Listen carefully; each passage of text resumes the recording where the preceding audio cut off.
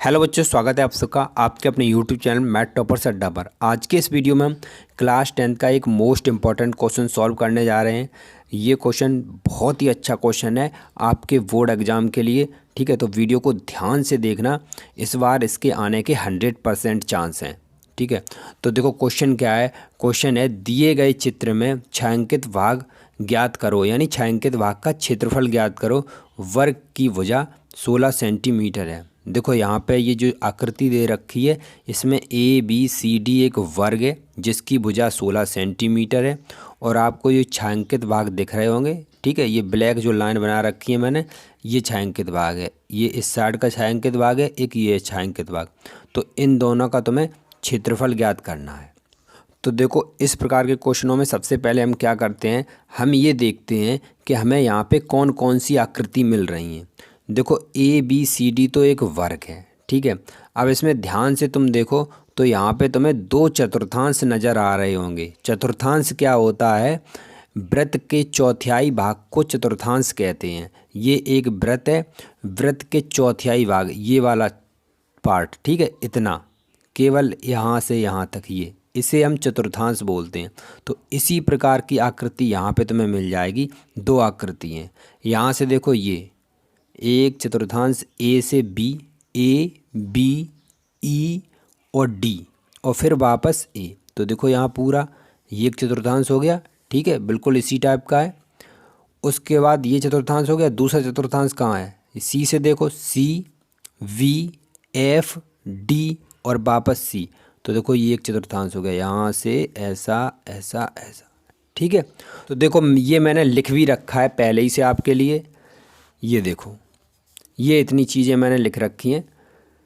A B C D एक वर्ग है। ठीक है, चतुर्थांश इसमें दो हैं। कौन कौन से, A B E D A B E D A. ठीक है, दूसरा चतुर्थांश क्या है, C B F D C, C B F D C, दोनों चतुर्थांश हो गए।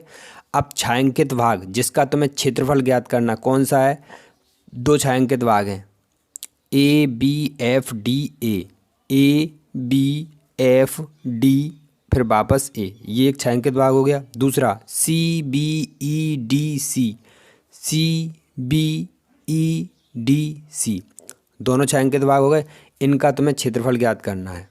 तो देखो सबसे पहले हम इस वाले छायांकित भाग का क्षेत्रफल ज्ञात करते हैं, यानी ए बी एफ डी इस वाले का। ठीक है, इसका क्षेत्रफल कैसे ज्ञात करेंगे, देखो ये पूरा एक वर्ग है।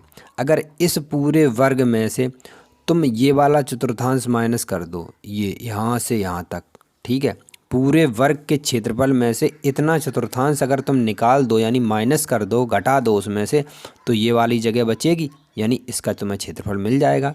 ठीक है, तो देखो मैंने यहाँ पे लिख दिया है पहले ही से, छायांकित भाग A B F D A का क्षेत्रफल, यानी इस वाले पार्ट का क्षेत्रफल कैसे ज्ञात करेंगे, वर्ग ए बी सी डी के क्षेत्रफल में से माइनस चतुर्थांश सी बी एफ डी सी।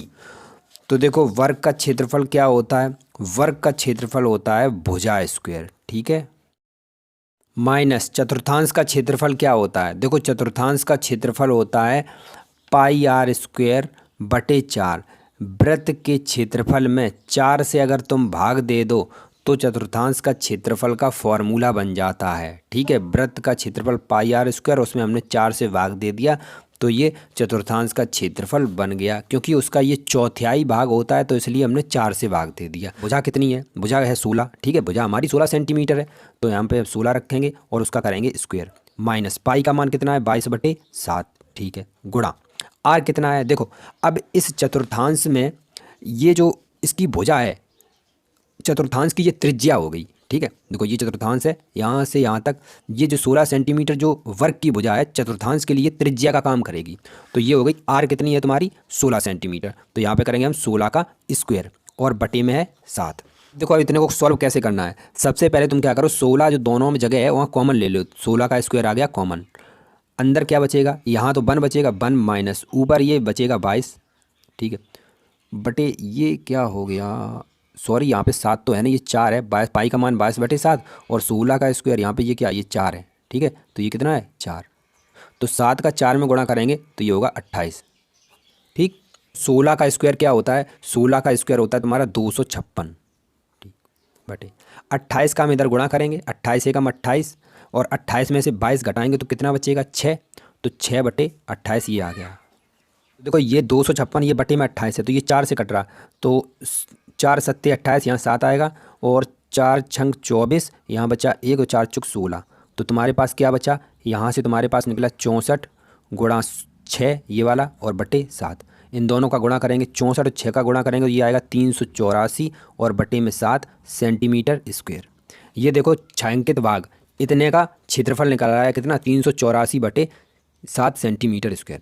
अब हम क्या करेंगे, अब हम सेकंड पार्ट के छायांकित भाग का क्षेत्रफल निकालेंगे। अब हम इसका क्षेत्रफल निकालेंगे, कैसे निकालेंगे, तो देखो इस पूरे वर्ग में से ये वाला जो चतुर्थांश है ये वाला, ठीक है, यहाँ से यहाँ तक पूरे वर्ग में से इतना चतुर्थांश ये इतना, ठीक है, ये अगर तुम इससे निकाल दो यानी माइनस कर दो तो इसका क्षेत्रफल आ जाएगा और इसका क्षेत्रफल उतना ही आएगा जितना फर्स्ट पार्ट का आएगा, क्योंकि देखो वर्ग तो वही है तो भुजा तो वही रहेगी और इसकी ये जो चतुर्थांश है इसकी भी त्रिज्या 16 है, तो सेम जितना फर्स्ट पार्ट का क्षेत्रफल आया था उतना ही सेकंड पार्ट का क्षेत्रफल आएगा। तो हम लिख देंगे,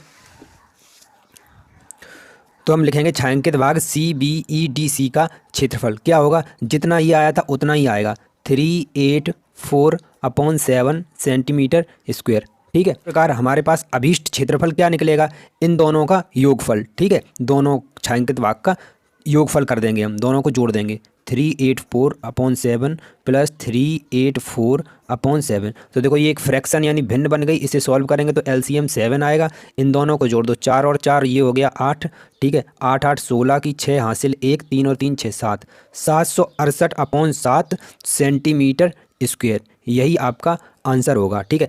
आप भाग दे सकते हैं, भाग देने पे ये जो आंसर निकल रहा है वो निकल रहा है आपका 109.71 सेंटीमीटर स्क्वायर, ये आ रहा है जब हम 7 का इसमें भाग देंगे।